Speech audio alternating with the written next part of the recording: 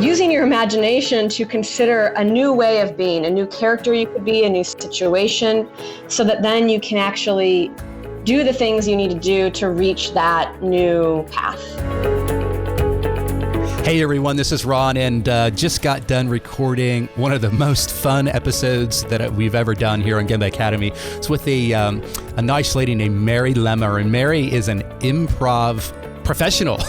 She's an expert at improv comedy, and but she also runs training for leaders using improv. And when Mary approached us about the idea of doing a podcast, I thought, my goodness, that sounds so fun. You know, I think everyone's been to an improv show, and it's incredible to sit there and watch these people, you know, act so quickly on their feet and have so much fun and create fun for everybody else. So I was really interested to hear how were they able to tie those principles into the business world, into leadership.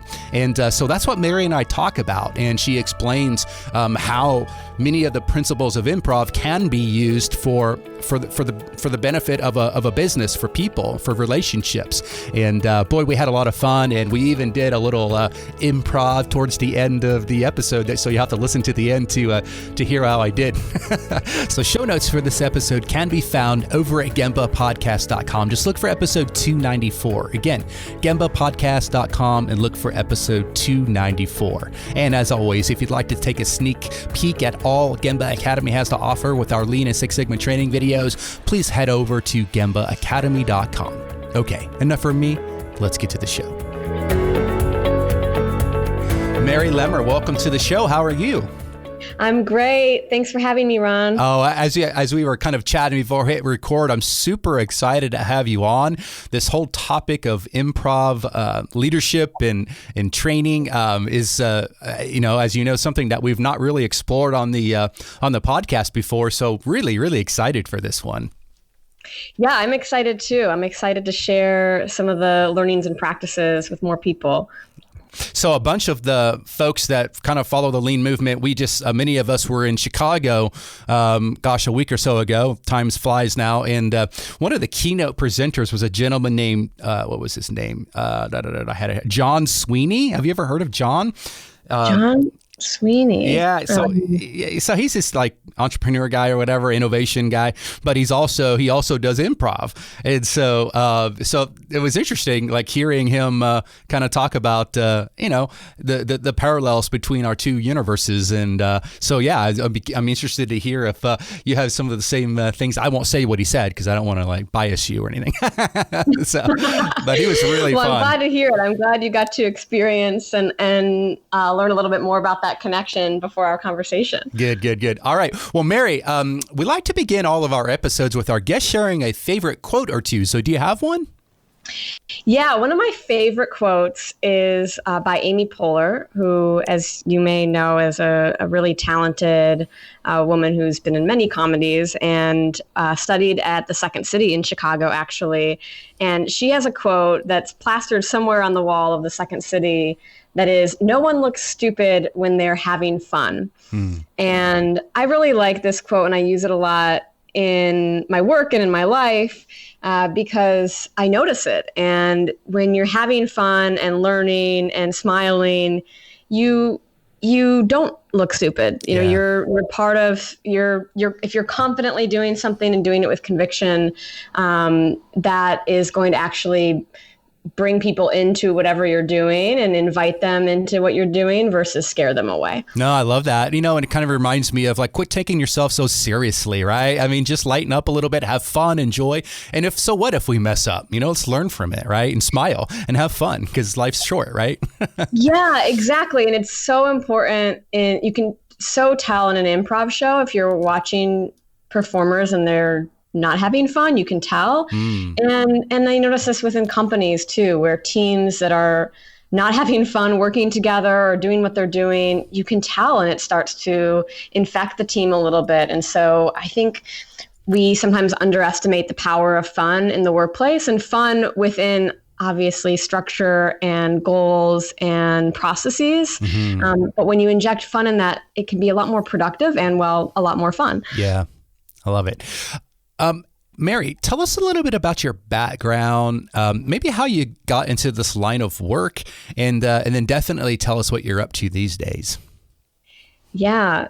So my background starts with starting a company when I was a teenager. I started a gelato business and didn't really know what I was doing. I didn't have any experience, any job experience, or definitely didn't have experience starting and running a company. And so little did I know I was improvising, making this stuff as I went along. And it really got me interested in creating products and entrepreneurship and building companies to make a positive impact on the world.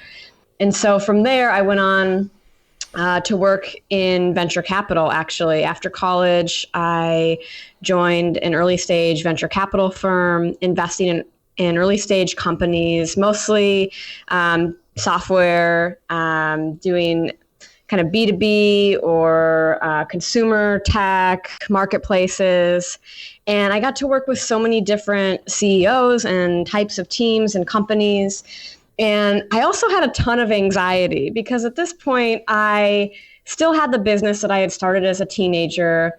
I was getting up at 6 a.m. to go to the gym. I'd go to the venture capital firm till about 6 or 7 p.m. And then I'd go to the gelato business till midnight, and I would do that all again. And it didn't take too long for me to hit a breaking point, and several breaking points that kept getting more and more intense and really affected my mental and physical health. And so I took a much needed vacation. And when I came back, I decided to sign up for an improv class because I'd always been interested in acting and performing, and I wanted to do something fun that wasn't work related. And I was hooked. The moment I went into this improv class, it was the first time since really 14. So at this point, it had been like 10 years of me feeling like I had to have all the answers and figure out all this stuff. And for the first time I walked in this improv class, I'm like, wait, I can just be and react, and there's no right or wrong. I just get to practice being all these different characters. And so it really helped me reduce my anxiety as an entrepreneur. And as I took more and more improv classes, I realized that the entrepreneurs and teams that I was working with as an investor could really stand to use some improv skills. Things like adapting to changing situations, building trust among teams, communicating clearly, and making decisions with limited information, and being in a pitch session trying to raise money from a venture capitalist and being asked questions that they weren't necessarily expecting. And so over time, I developed a curriculum I called Improv for Entrepreneurs, and I would go around the country to startup accelerators and teach these workshops to help those entrepreneurs prepare for demo day, where they would pitch their companies to investors. And it was a hit. It was, people had fun, they learned, and over the past 12 years now, I've developed more and more exercises based on that experience, and then going off into work for a high growth startup in Silicon Valley. I was a director at what they call a unicorn, which is now a multi-billion-dollar company. And I noticed how the leadership skills of those entrepreneurs can infect or impact the teams that they're building, and the psychological safety of teams, and how to grow fast-growing, effective, and empathetic teams so that they're not creating these toxic cultures. Because if we think about startups and startup leadership, the only thing that grows as fast as startups is cancer, and cancer kills us. So if we don't, from an early point, like work to build really effective teams that can listen to one another and act quickly and be present to their team members and supportive of one another, the things that we do as improvisers, then there can be trouble down the road. Mm-hmm. So now what I do is I work with leaders and teams to bring these tools and techniques and this methodology to help them improve leadership, team effectiveness, and communication so that they can achieve their goals in a supportive and effective way. Got it. Okay, so I got a crazy question for you. So I am looking at your LinkedIn profile right now, and just sent a connection request, by the way, so it's pending for you.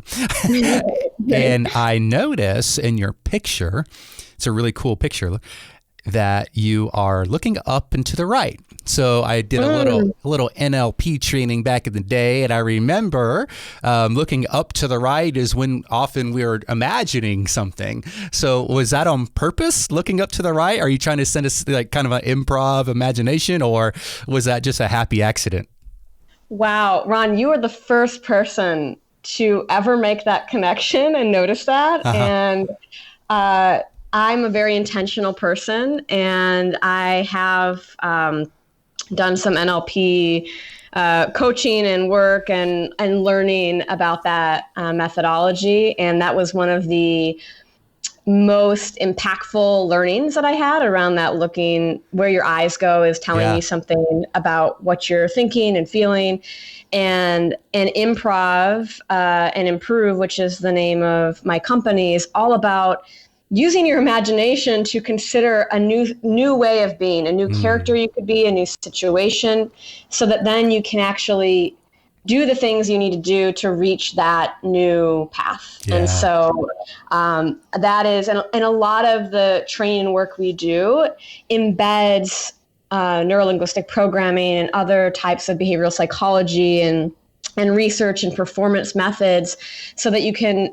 And this was like a limitation that I always felt with NLP, where I could go so far, like with what I call thought therapy, and imagine that, but then being able to practice it is where improv really comes in, where I can imagine a new way of being, and a new, like maybe I want to be more confident, or I want to have a team that is more inspired. And so I can think about what that would look like.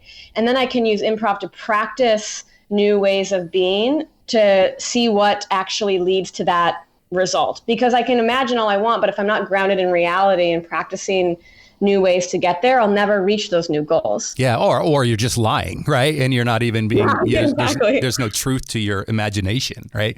So, I've been to, many improv shows over the years, and it's so fun to go and watch professionals like yourself do your thing. And it's just like incredible, right? It's like, how are they so able to adapt? And I think it's easy for a person like me who has no training and would be scared to death to have to go try to do something like that, to being, I have a feeling, my hypothesis is that for folks like you, Mary, and other professionals who know how to do this, it's got to be like freedom. Like this freedom and this freeing experience that you're not going to fail, right? Is that sort of true or not? Yeah, I mean, I feel like you're a mind reader, Ron. Like freedom is the word that, I don't know if you're familiar with Simon Sinek's. Oh yeah. Oh yeah. So my why for why I do this work is freedom, and to create a way and inspire people to feel free and feel free to be themselves, because they're good enough just as they are. And there's ways to improve, like we can always do better. But when we start from that place of self-acceptance and accepting others, like that's so freeing. And improv is so freeing, because one of the tenets of improv is there are no mistakes. You can, what you do in an improv scene and in life is going to have consequences. And so it's about being aware of, okay, if my character does this, how that's going to impact these other characters on stage. But I'm going to try it, I'm going to see, and then I'm going to keep learning that, okay, if I touch a hot stove, it's going to burn. So, if I say something this way, this is what the outcome is going to be. And then we continue to learn and develop from there. Just like, if we practice that in our life of recognizing, look, we're all doing the best we can, given the tools and experiences we've had so far, that can be very freeing to recognize that and to feel that. I love it. So, all right, let's just jump into the topic of the day. It's like improv comedy and leaders. Like, how is that working? Why does it work? Why do you think it's important? Yeah. So, at the surface, people see like, oh, it's fun and it's great for laughing and team building. But at a deeper level, it's about change. It's about growth. It's about developing full leaders. Similar to what we alluded to earlier with NLP, it's about changing a circumstance, being able to act quickly and make new decisions to get to new places. I like to explain it as I'm like giving people M&Ms with vitamins in them. Like they taste good and they're good for you. They're fun.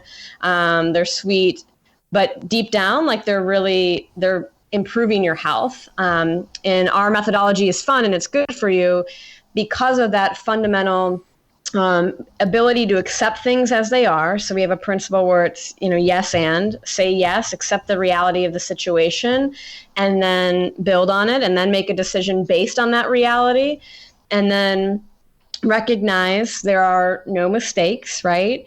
You're going to choose an action and then see what happens from there. Be really present, like play the scene you're in, be very present to what's going on and notice what's happening so you can notice the ripple effects of the decision you're making.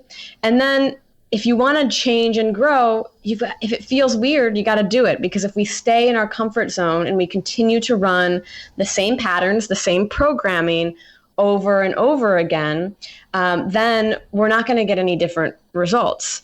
And so why improv is so great for leaders is it provides a way for leaders to practice these new choices and these new characters and these new ways so that I can expand my range as a leader, right? We all have this range, and most of the time we sit in a very small part of the range because that's our comfort zone. But if we want to be the best leaders we can be, these full leaders, we need the largest range that we can. And we need to know and have that situational awareness to know when to go into different parts of the range, right? The type of leader I am and the type of character I am is going to be different if I'm selling the product versus if I'm having a difficult conversation about a raise with one of the people that works for me and wants a raise and it's not the right time, or if I'm in a board meeting versus if I'm at home with my family. And so we look at this like a toolbox. And so improv allows leaders to you've got a hammer already when you come in, and now let's get you a screwdriver and a saw and an Allen wrench and all these other tools that you can first practice so that you take this self-awareness of knowing which tools you have, and then you can get the tools to make a new choice. So you've got the awareness that, hey, I've only got a hammer. Now we're going to give you a saw, an Allen wrench, a screwdriver, and then you're going to get to practice using those new tools in the improvised environment so that you can make a bunch of mistakes and fail in a bounce house, basically, where you're not going to get hurt, so that you develop the confidence and the muscle memory and the way of doing and using these tools so that you can use them in the workplace. And that's what's really powerful about it, because it takes self-awareness, giving new tools based on that self-awareness, and the confidence to use those new tools to increase that full leadership toolbox. Yeah. So what does it look like when you bring some room full of, vice presidents and CEOs and whatnot? Like, what do you do? Do you do you teach them how to do like regular improv first, or just to get an idea of the principle and the flow of it, or do you do something else? Yeah. I mean, I will say that it's so much fun to have a room full of bankers acting out animal noises and sounds. Maybe one of the few places you get to see that. Yeah. But we start off by everyone kind of coming together. We talk about what we're going to do. We first fire the inner critic, and we set kind of a space for not judging each other and not judging the improv and not judging ourselves, recognizing that we're going to do some new things and we're going to really stretch ourselves and try some new stuff, and we're not going to judge if it looks stupid, right? We're going to have fun, so it's not going to look stupid. And then we go through the basic principles, and we start to do some warm-up exercises. So we really start by doing some group exercises that set this foundation of we're listening to each other, we're accepting the reality, and then building on it. We start to get to know each other through these fun, engaging exercises that are building the foundation of the skills that we can then layer on top of. So, for example, we play a very popular improv game called Zip, Zap, Zop. Now, if you go take an improv class anywhere and the theater doesn't have you play this game, leave, because it's such a basic game. And it's basically everyone's in a circle and we're passing around the words zip, zap, zop in a pattern. So person A will point to person B and say zip, B points to C and says zap, and then so forth. Zip, zap, zop, zip, zap, zop.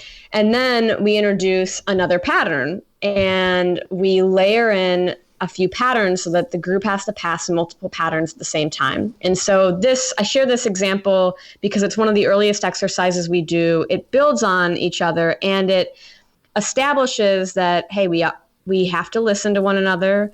We have to be paying attention and being present so that we can notice if there's one or two or three patterns coming our way.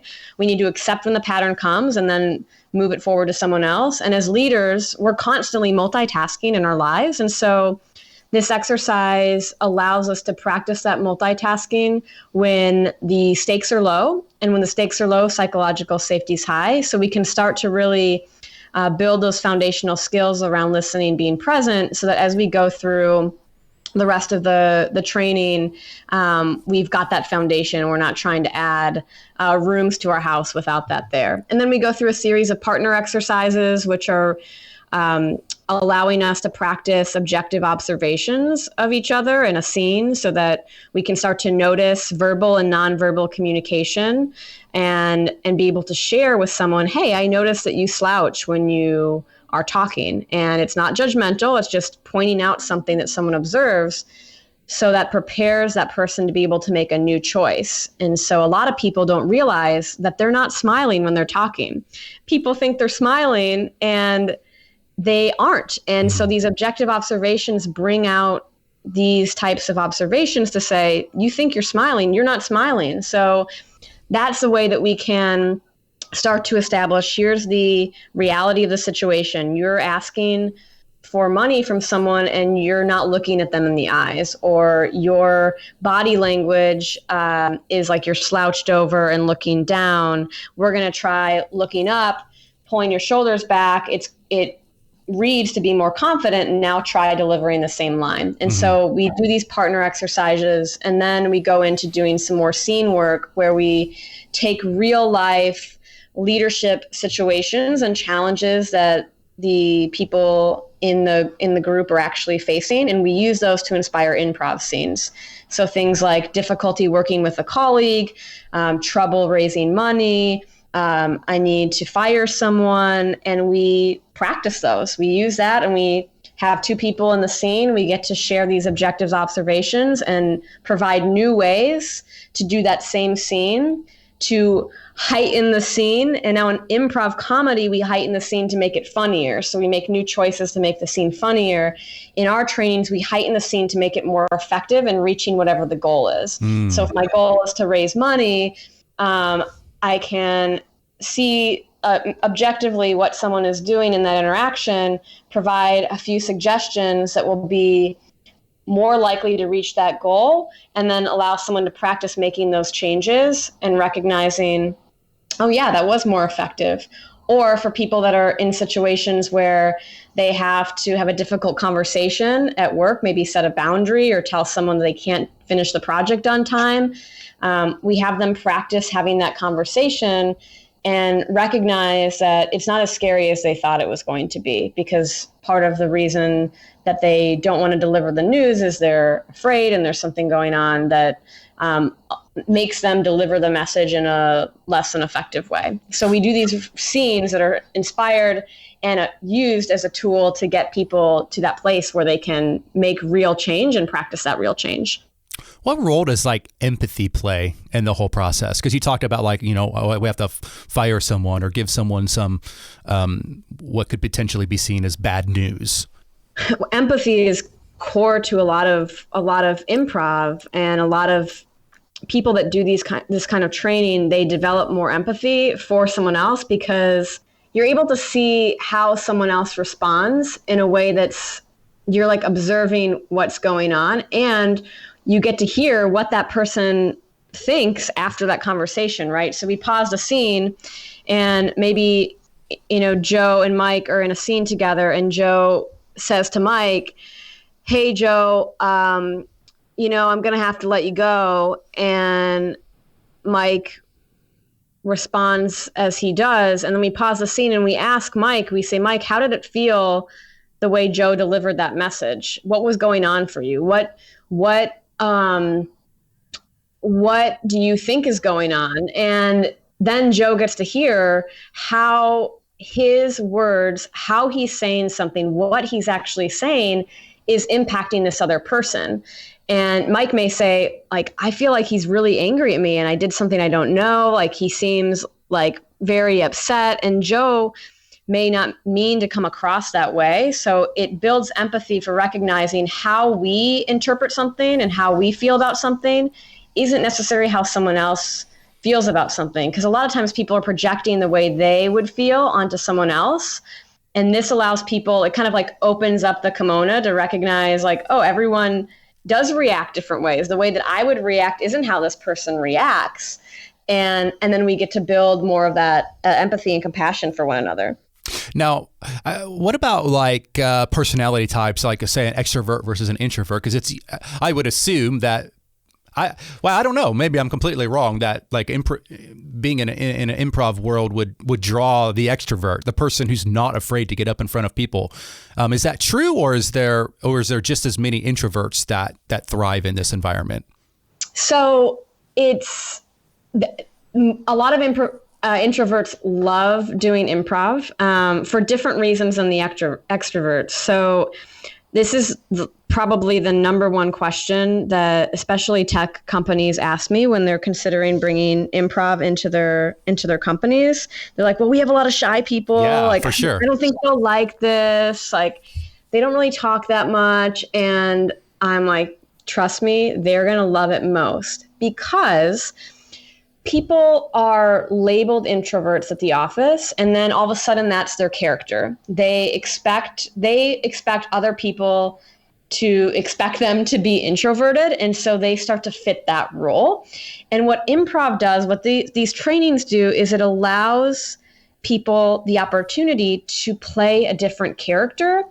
And it's especially powerful when they get to do this with their colleagues, because they get to play a different character around their colleagues so that their colleagues can notice, like, "Oh, hey, Ben over there, he's really shy at the office, but he's not shy. He's totally capable of being extroverted." Mm-hmm. And so Ben loves it, because now Ben doesn't feel stuck as an introvert at the office, because that's what everyone has considered him to be. Now people see that he is capable of being outgoing and fun and cracking a joke. And so when people and research is, people want to bring their full selves to the office. It's not about being able to bring my hobbies to work and having a cycling club or a cooking class or yoga after work. It's about being able to bring my full, humanity and my full range of emotion, so that one day I can be really quiet and be heads down and write a bunch of code and get stuff done. And the next day I can be in the lunchroom talking about the latest Netflix special that I watched, and it was so fun, and cracking some jokes and being really social. Mm-hmm. And as soon as we put people in those categories, that's when they start to play those roles, and we have to recognize people can play multiple characters. So extroverts love it because it's an opportunity for them to shine and be extroverted. Introverts love it because it's an opportunity for them to be something different than what they normally are and see what that feels like, and let their colleagues know, hey, I'm capable of this range. Mm-hmm. And now at the office, it's kind of broken the ice a little bit. Yeah, well, then an extrovert also, depending on the scene, may get to practice being an introvert. And that could be interesting for them, right? Exactly. And it also, to your point about empathy, it builds empathy for people that are typically introverts, right? If I'm an extrovert and I'm in a scene where I'm called an introvert and I have to play that character, and now I get to imagine what it feels like to go through life and go through work as an introvert. Yeah. This is particularly helpful too for status in organizations. So a lot of managers are unaware how they come across the people that work for them. And so if they can be in a scene and play that lower status character and go through life, what it's like when their boss is constantly telling them no, or giving them like really short notice on deadlines, or not supporting their ideas, they get to see and feel what that experience is like. So they build some more empathy and compassion for the people that are working for them. So, okay, I have so many things that I could ask you. We could be here for 4 hours. So this is really fun and interesting. So talk a little bit about maybe some of your, I don't know, most memorable experiences on the improv stage, to where you were just like, wow, how did that happen? Yeah. So I think one of my favorites was I was at Second City Hollywood visiting a friend and former classmate from Second City in Chicago. And we went to see a show, and we got pulled up onto the stage. We weren't like supposed to be performing in it. Did they know you were improv folks though? They did, because my friend performed at Second City Hollywood, okay. And we like had chatted with them before. Okay. And so we kind of like had to improvising. Uh-huh. So it was very meta, and it was really fun. I still have a video clip from it, and it was some show that one of the improvisers in it was visiting from somewhere else. And literally like the next week I saw him in a movie, and it was one of those moments of being like, wait, like I was just on stage with this guy, like by mistake. And now I'm like watching him in a movie. It was like this kind of surreal experience, and recognizing, one, to be ready to improvising, right? Yeah. Always be ready. And also recognizing how talented, how multifaceted and how multi-talented these performers are, that I'm so grateful that I've gotten to train with and perform with, that they're doing things like performing on stage and in television, on Broadway, because the skills are very transferable, not just for business leadership, which is the application I use them for, but also for performers that want to be film actors or Broadway actors, or for people that have no performance interest or no leadership interest and just want to be a better parent, a better friend, a better human. Mm-hmm. I love it. I love it. So to wrap things up, Mary, why don't you leave our listeners with, I don't know, one thing that they could do today. They're listening to this right now. They're probably smiling. Hopefully they've enjoyed this episode. But what's one practical thing that each of us can do to make our lives better, to make our businesses better, just to improve? Yeah, a great question. And I will share with listeners this exercise that we do in our trainings. And it's called First Word, Last Word. And what we ask people to do when they're in pairs is we ask them to have a conversation with a twist, where the first person says something and then the second person has to say something in response using the other person's last word as their first word. And so if person A, I mean, we could try it right now. Yeah, let's try it. Why don't you say something to me, Ron? Tell me what you had for breakfast in a sentence. This morning I had coffee for breakfast. Breakfast is my favorite meal of the day. Daytime is such a great time to be awake. Awake is what I am when I get up in the morning. Morning people are often excited and a little bit annoying. Annoying people are everywhere if you look hard enough during the afternoon. I'll cut it off there. Afternoon people. No, I'm just kidding. That's fun. But that's really interesting because it forces you to listen so carefully, right? Yeah. So that's exactly it. Because how often do we actually wait until someone else is done talking before we yeah. start thinking about what we're going to say next. Yes. And in an improv scene, we can't afford to do that because whatever someone's saying is giving us clues as to what's going on in the scene that we need in order to react to. And in life, it's the same. You know, if you're in a meeting and someone's sharing an idea or talking about something or some new product initiative, like we want to hear all those. Those are gifts, that whole thing that someone's saying. But it really takes practice of being present and fully listening before turning our mind on to think what's next. So that's part one of this. And what people can take away is try this. Like, you don't have to be playing the game. You could be in a meeting and just waiting for that last word so that you're staying present and listening to what that other person is saying. And then the second part of this is making meaning, right? We hit up on this too, where what word you end your sentence with is the word your partner has to start with. So set your partner up for success, make your partner look good. And if you end your sentence with of or, other like random words, morning's kind of hard, that person has to react to that. So keeping that in mind is another great way to work this into your own team meetings and way that you're building support among your teams and listening fully to what other people have to say. So good. First word, last word. I love it. I love it. All right. So listen, Mary, I'm genuinely interested in your training, like for myself and my team here at Gemba Academy. So like, how does someone go about it? What do we do? We go to a website, or what's the best way? Yeah, check out our website. It's improv and then the number 4.com, improv4.com. And there's a bunch of videos of some of the work we've done, a little bit more information, and then a contact form if you want to contact us to learn more or bring this to your teams. And I already know you're on LinkedIn. Just look for the person looking up to the right, named Mary Lemmer, Lemmer, right? Yeah, so, that's right. That's it. All right. Well, this has been so fun. I knew it was going to be. I had I was really looking forward to this all day because like I said, this is a first for the podcast. So thanks for coming on, and thanks for making me smile and for teaching me first word, last word. I'm going to totally play it with my kids tonight. Great for family dinners. I look forward to hearing how that goes. And thanks so much for having me on, Ron. All right. Take care, Mary. You too.